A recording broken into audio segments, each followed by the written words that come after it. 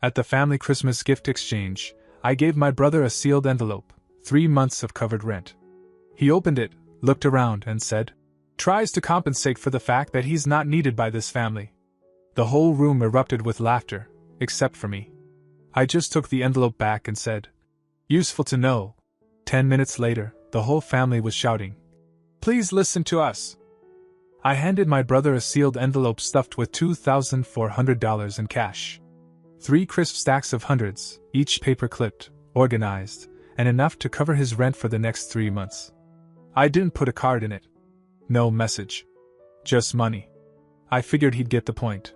He tore it open lazily, like he already knew it was something from me and wasn't worth rushing over. He pulled out the bills, raised his eyebrows, and then said loud enough for everyone to hear, "Tries to compensate for the fact that he's not needed by this family." Laughter. Like real, full-on laughter. My dad clapped. My mom giggled and covered her mouth. My Aunt Sharon actually wheezed. Someone muttered "savage" under their breath. And I just stood there watching them, holding an empty coffee mug, wondering why I ever bothered showing up. No one said thank you. Not even a quiet, "Hey, this helps." Jake didn't even acknowledge what it was. Like $2,700 just falls from the sky for people like him. He's 23, no job, no resume, spends his days sleeping, gaming, or pretending to apply for jobs. My parents call him a late bloomer. I call him a professional dependent. I reached over, pulled the envelope out of his hand, slipped it into my coat pocket, and said, "Useful to know." That was it. Just 3 words. But the air changed immediately. It was like someone hit the mute button on the party. Plates stopped clinking. No more laughter. I didn't yell. I didn't look angry. I just stood up and started putting on my jacket. Mom was the first to break the silence.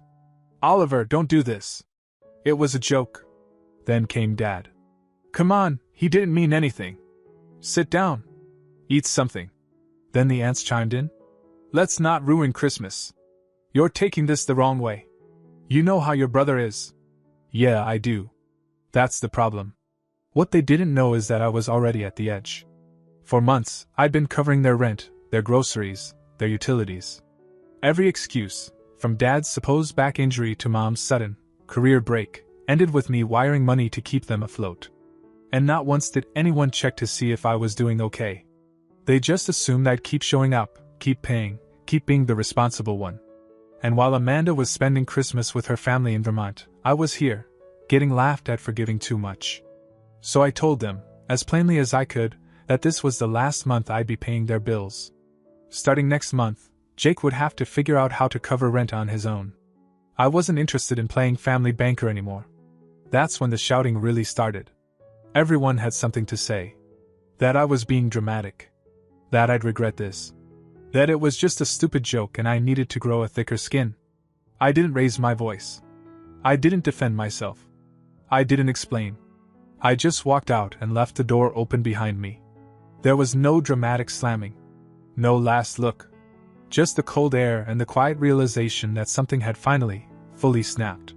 I thought walking out of the Christmas exchange would be the hard part. Turns out, that was the easiest thing I'd done in years. The fallout started the next morning. Missed calls, long texts, guilt-laced voice notes. My mom went full performance mode. "You embarrassed your brother on Christmas. This family's been through a lot. You've always been the one we could count on." She didn't even acknowledge the envelope or the fact that Jake insulted me in front of everyone. Just skipped right to the part where I was the problem for reacting. I ignored it. Let it all sit unread. By day 2, they got more direct. "Your dad's trying to talk to you like a man," she wrote. "Don't shut him out." So I went over for dinner. I wasn't expecting much, but I figured I'd let them say their piece so I could say mine. Jake was exactly as I expected, hoodie on, eyes on his phone, not a single word. Mom tried to play hostess, acting like it was Thanksgiving and not a damage control meeting. My dad made some weird attempt at small talk about the stock market, which was hilarious considering I'd been paying their electric bill the past 3 months. After dinner, he finally dropped the act and started talking about perspective. How money complicates things. How he was sorry if things got out of hand. Then came the pitch. Not an apology. A pitch. If you could just help us through February, we'll have things sorted. I've got a lead on a job. Jake's thinking of taking a course. It's just bad timing, that's all. That was the moment I knew none of them got it. I told them this wasn't about one envelope.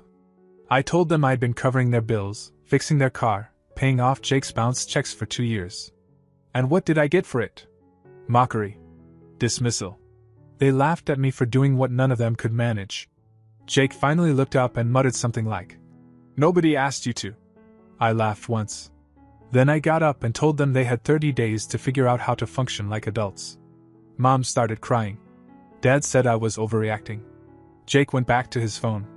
I left my key on the hallway table and didn't say goodbye. The next week, I got a text from Mom. "Rent is due in 5 days. Please send what you can." I Venmo'd them $1.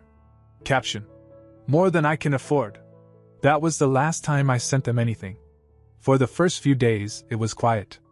I think they expected me to come crawling back with a check and an apology like always.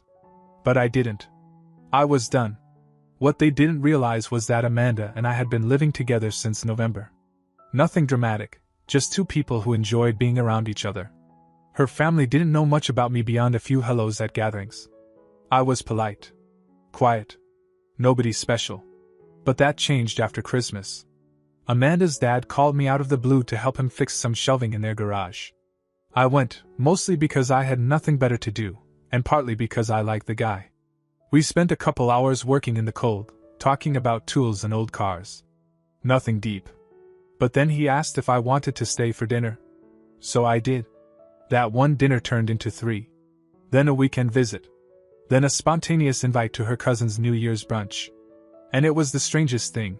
I was just treated like a person. Not a walking ATM. Not someone to be guilt-tripped or used. Her family actually listened when I spoke. They asked about my job, my hobbies, what music I liked. Amanda's mom asked if I liked banana bread and then baked some the next day because I had mentioned it once. It was all so normal. So easy. And in a weird way, it felt like I'd been a guest in my own life up until then. On New Year's Eve, we were sitting around Amanda's parents' fireplace, drinking cheap wine and talking about bad first dates, when I got a text from Jake. "Can you spot me $400 for a new TV? Ours is busted." No. Hi. No. Hope you're well. Just a request. Like nothing had happened. I sent $1. Caption: "Should be plenty." I never got a response. That was the last time I heard from any of them. By the second week of January, I started to notice something strange. No calls, no texts, no unexpected requests for help. It was almost unsettling. I'd gotten so used to being leaned on, or leaned into, that their silence felt like the quiet before a storm. Then one evening, a knock at the door. It was around 8 p.m., freezing outside, and there was my dad. No text, no warning, just standing there in a windbreaker, like it was still normal for him to show up at my place whenever he felt like it. He didn't ask if it was a good time. He didn't even wait for an invite in. He stepped past me into the apartment like it still belonged to him, like we were back in the days when I lived under his roof instead of bailing him out of his mortgage every other month. Amanda wasn't home, thankfully. She was out with her sister, and I wasn't ready to have her see what this part of my life looked like in person. He didn't sit down. Just stood there in the middle of the room and said, "I need to talk to you about something serious." I leaned against the wall and waited. He got straight to it. They were 2 months behind on the house. The mortgage company had been calling. There was a final notice taped to the door that morning. He said they needed $8,000 to get current and stop the foreclosure process. I didn't say anything. He started throwing in justifications. Said he'd been looking for work. Said the disability case was still pending. Said Jake was going through something, but had plans to get his act together. I asked one thing. "Where's Jake right now?" He looked at the floor and said, "In his room, playing something." "Of course." Then he said, "Look, I know we haven't always shown it, but we do appreciate everything you've done. This isn't easy to ask, but if we lose the house, your mom, it'll break her." I told him I was sorry. I really was. But I wasn't loaning them anything. Not $8,000. Not $800. Not 8. He stared at me like he couldn't process it. Like this was some test, and I was giving the wrong answer. He said, "So that's it? You're just going to let your family drown? I told him I didn't let anyone drown. I was the one they were clinging to while they refused to swim. And I was done being the life raft. He got quiet. Then he said the thing that sealed it. I should have known you'd turn your back when things got hard. That's when I opened the door and told him he needed to leave. He didn't argue. Just walked out, not saying another word. The next day, I got a group message from my mom. It was one of those mass text pleas she sent when something bad happened. Hi family, we're in a bit of a crisis and trying to raise funds to save the house. Anything at all helps. Thank you and God bless. I read it 3 times, waiting for something, anything, that sounded like accountability. There was none. A few aunts chimed in with offers. We can help with $100. Let us know what you need. Sending prayers. I stayed silent. 3 days later, Jake texted me. Hey. Things are bad. I'm selling my PC and trying to scrape together what I can. Can you help cover the rest? You'll get it back, I swear. No greeting. No apology. I replied with one word. No. He fired back immediately. So you're seriously just gonna let us lose the house? Wow. I didn't answer. What could I say that I hadn't already? Every word felt like fuel for more guilt, more manipulation. That weekend, Amanda and I went to her cousin's birthday dinner. Her family had started inviting me to everything, casual get-togethers, brunches, random errands. Her dad even asked me to help him build a new workbench in the garage. Her mom pulled me aside before dinner and said, "You're good for her. I hope you know we're happy to have you around." I nodded, not really trusting myself to speak.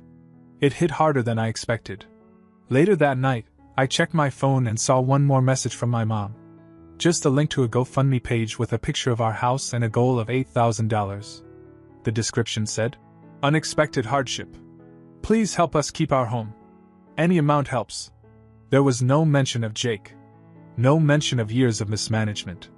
No mention of me. I clicked the donate button, typed in $1, and hit send. Anonymous. No note. And I finally felt like I was starting to breathe. February came and went without a single word from them. No texts. No calls. No emails. Nothing. The GoFundMe quietly stalled out at $740. I checked it once, maybe twice, more out of curiosity than concern. There were comments from people I vaguely remembered, my mom's old coworker, an old neighbor from the block I grew up on. All saying things like, "Praying for your family," and "Hope you get through this." Not one mentioned the golden child. Not one asked why Jake wasn't helping. Why the fully grown son still living at home hadn't sold his expensive gaming chair or his sneakers or his 10-year-old sense of entitlement. The house didn't go into foreclosure that month, which meant someone stepped in. Maybe an uncle, maybe one of the aunts. I didn't care enough to find out. I had moved on, at least that's what I told myself. But there were still little echoes. Amanda and I were at her brother's place one weekend, helping them paint their nursery, when I saw a notification on my phone. A message from an unknown number. "Saw you with Amanda's family? Real cozy over there. Forgot about us already?" I stared at it for a long minute before deleting it. No response. Not even worth the energy. Amanda's family, on the other hand, kept pulling me in. Slowly, without pressure. I'd come over to fix a leaking faucet, and her dad would hand me a beer afterward, ask about work, talk about sports. Her mom started asking me to bring dishes to potlucks like I'd always been part of the circle. Her little cousin asked if I'd teach him how to drive stick shift in the summer. It was subtle, but it was steady. They never once asked me for anything. They never joked at my expense. They just included me. One Sunday afternoon, Amanda's dad called me directly. Said they were having a small cookout, wanted to know if I could help with the grill. I showed up and he handed me the tongs like it was a passing of the torch. He didn't even ask if I'd done it before, just assumed I could figure it out.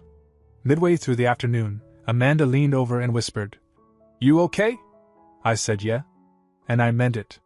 It felt strange, standing there flipping burgers, laughing with people who didn't know the old version of me. They didn't know the guy who used to drive an hour every other week to fix someone else's plumbing or float someone else's credit card debt. They didn't see me as broken or bitter or bitterly responsible. They just saw me. A few days later, I got one last attempt from my mom.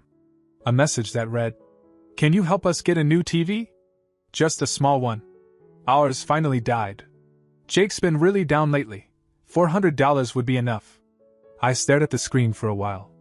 Then I sent $1. Caption: Tell Jake to pick up a book. That was it. That was the last time I heard from them.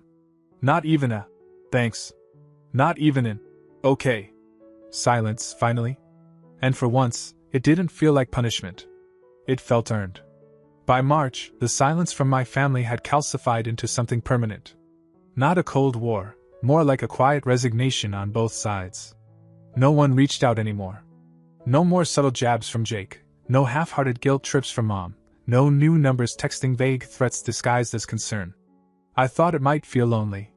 It didn't. Amanda and I were settling into something that finally felt stable. Not flashy, not overly romantic, just consistent.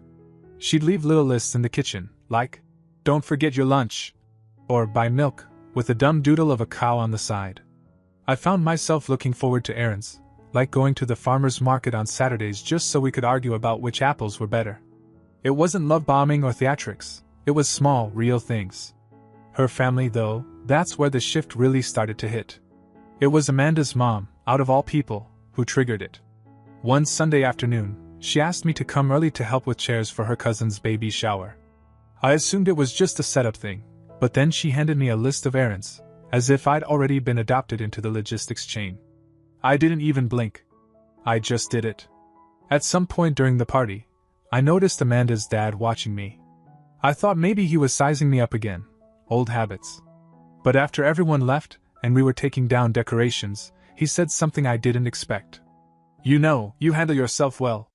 I've seen a lot of people fold under way less." He didn't elaborate. Didn't say what he knew or what Amanda might have told him. But it stuck with me. That night, I found myself scrolling back through old messages from my family. Nothing dramatic. Just looking. Trying to remember what it used to feel like to be wanted only when things fell apart. I didn't respond to any of them. I deleted the thread. The next twist came unexpectedly. Amanda and I were out getting tacos when she casually mentioned, "By the way, my cousin Julia invited us to the lake house next month." I paused. "The same one who didn't remember my name the first 4 times I met her?" She laughed. "Yeah, but now you're Oliver who fixed the grills, so apparently you've been upgraded." It sounded harmless. Just a casual weekend. Until Julia's husband, Brian, pulled me aside that Friday night at the lake and said he wanted to talk business. Turned out he worked at a small firm that needed a project manager with IT background. He didn't know much about me beyond what Amanda told him, that I was dependable, organized, and not a jackass. But he was interested. He said, "You're not on LinkedIn, which is weird. But people remember how you made them feel. That counts more." I hadn't even known I was being considered for anything. We talked for an hour. By the end of the weekend, I had a tentative offer. Less travel. More flexibility. Higher salary. Amanda found me sitting on the dock that Sunday morning, just staring out at the water. She asked if I was okay. I nodded. Just processing. Because the truth was, something about all of this felt like theft. Like I was taking something that wasn't meant for me. A family that wasn't mine. A job opportunity handed to me over beers. Peace that I hadn't earned, at least not in the ways I used to define it. I told her about the offer. She just said, "Told you they'd like you." The next week, my mom called. First time in months. No voicemail. Just a missed call. I let it sit. Then a second call. Followed by a text. "Can we talk?" Nothing bad. Just talk. For a second, I felt the old twitch, that instinct to make things easier, to smooth it over. But I didn't call back. I forwarded the text to Amanda. She replied, "Your life's quieter now. Keep it that way." She was right. The more I pulled away, the clearer everything became. They weren't reaching out because they missed me. They were reaching out because something wasn't working without me. But I was done being a function. A fallback. A transaction. For the first time, I didn't feel like I was escaping something. I felt like I had arrived. April started with the kind of peace that made me suspicious at first. I kept waiting for the next hit, the next request, the next way they tried to reel me back in. But the phone stayed quiet. The inbox was clear. The weight I'd gotten used to carrying, financially, emotionally, all of it was gone. I'd taken the job Brian offered. He texted me one morning with a start date and a list of onboarding documents, like it was the most casual thing in the world to change someone's trajectory. I signed them the same day. Better pay, less stress, and no one treating me like a machine that only existed to solve their problems. Amanda's family found out, of course. Not because I said anything. I never liked talking about wins too much, but because her mom heard it from Amanda, and then it spread like wildfire through the rest of them. Her dad invited us over for dinner, made ribs, and opened a bottle of wine that he usually saved for holidays. Midway through the meal, he raised his glass and said, "To Oliver. For knowing when to stay in a fight, and when to walk away." Everyone toasted. I said thanks. And that was it. No jokes. No barbs. No awkward reminders of old mistakes. Just people being happy for me. That same night, after we got home, I saw it. A missed call from my mom. No message this time. Just a call at 9:46 p.m. A number I knew by heart and hadn't heard from in months. It sat there on my screen like a question I didn't want to answer. Then, a few days later, a voicemail. "Your cousin said you got a new job. I'm glad to hear that. I hope you're happy. We're still here if you want to come back." Come back? As if all I'd done was take a break. As if what happened on Christmas didn't change anything. As if years of being treated like a tool with a wallet could be reset with a 5-second message that didn't include the word "sorry." I didn't respond. I didn't even save it this time. The next hit came in May. A text from Jake. It was a screenshot of a flat-screen TV for $399, on sale at Best Buy. Below it, just one line. "You could help, you know. $400 isn't a lot to someone like you." No greeting. No context. Not even a fake pretense of brotherly concern. I didn't get mad. I didn't sigh. I didn't feel anything. I sent him $1. Caption. "Still too much." He never replied. That was the last time I heard from him. Amanda and I went to the lake house again that weekend. Just us. No plans, no schedule. She brought books, I brought charcoal and meat. We grilled, we swam, we played old card games and talked about nothing until the sun went down. It felt like something out of a life I never thought I'd get to live. That Saturday night, sitting by the fire with a blanket over her knees and her hair still wet from the lake, she asked me, "Do you miss them?" I thought about it longer than I expected to. Not because I didn't know the answer, but because I finally understood what she was really asking. I said, "I miss what I hoped they'd be. But that version of them didn't exist. I think I was just too close to see it." She nodded once. Good. After she went to bed, I stayed out by the fire. I opened my phone, scrolled through the old messages one last time, then hit delete. Every number. Every thread. Even the saved contacts. I didn't want the temptation. I didn't want the wait. There's a line you cross when you stop explaining yourself. When you stop arguing your side in hopes that someone will finally understand. I wasn't explaining anymore. I wasn't waiting for an apology. I wasn't hoping they'd change. I had changed. And that was enough. When I came to bed, Amanda rolled over, half asleep, and said, "Everything okay?" I kissed her on the forehead. "Yeah," I said. "Everything's finally okay." Update. A small surprise that hit me harder than expected. So, it's been a few months since everything happened. I wasn't planning to post anything else. I figured the story ended where it should have: clean break, new job, Amanda, her family basically unofficially adopting me, and my old life fading out in the rearview. But something happened last week that threw me a little. Amanda and I were at her parents' house for a casual Sunday lunch. Just sandwiches and lemonade in the backyard. Nothing fancy. Her mom disappeared inside for a few minutes, then came back with this small cardboard box, like the kind you get jewelry in but slightly bigger. She handed it to me and said, "It's nothing big.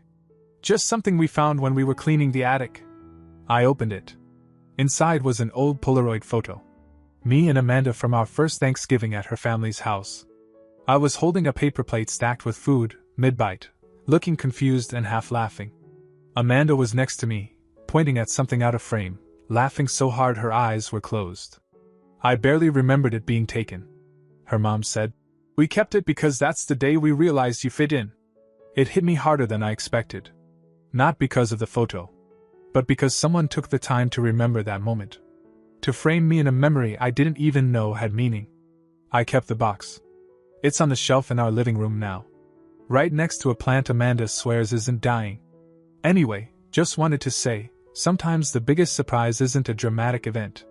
It's just someone showing you that you were seen, that you mattered. Quietly. Without needing anything in return.